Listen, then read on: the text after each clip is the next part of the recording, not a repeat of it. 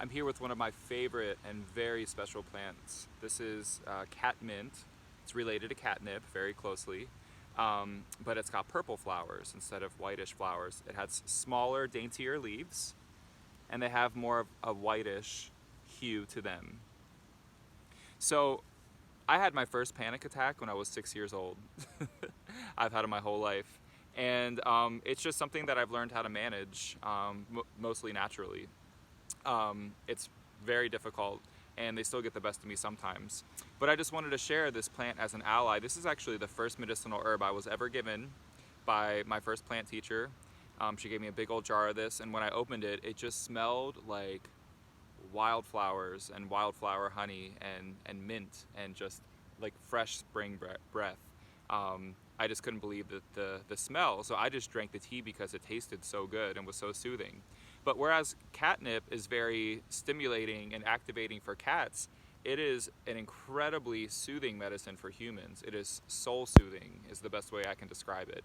Relaxes the nerves, including physically, relaxes the body.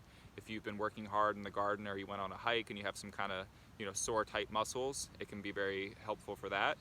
It calms the mind and the soul for having stress or anxiety. So I knew of this plant. It's always been one of the most special plants to me, and there was one time that I was in my young 20s and had a really bad panic attack out of the blue. And I was looking around, I was walking around my landlady's house. She had some pretty gardens and she had this plant growing, and I knew that it was calming. So kind of in a just spontaneous moment of panic and trying to do anything to make it stop, I just grabbed an entire handful of this plant. I'm talking a true handful, stuck it in my mouth, chewed it, swallowed it, and it took my panic attack away. Not just because of the positive association with this plant and this relationship I developed, but it truly physically calmed me. It truly mentally calmed me.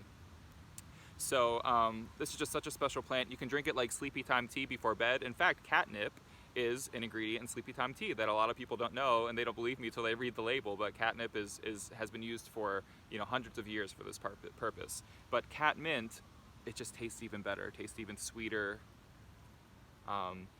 It's a great pollinator plant to have in your garden. It spreads into a little clump, into a little patch. If you plant a little sprig, it's in the mint family, so it's got the square stems. It's gonna propagate very, very easily. So thank you, Catmint.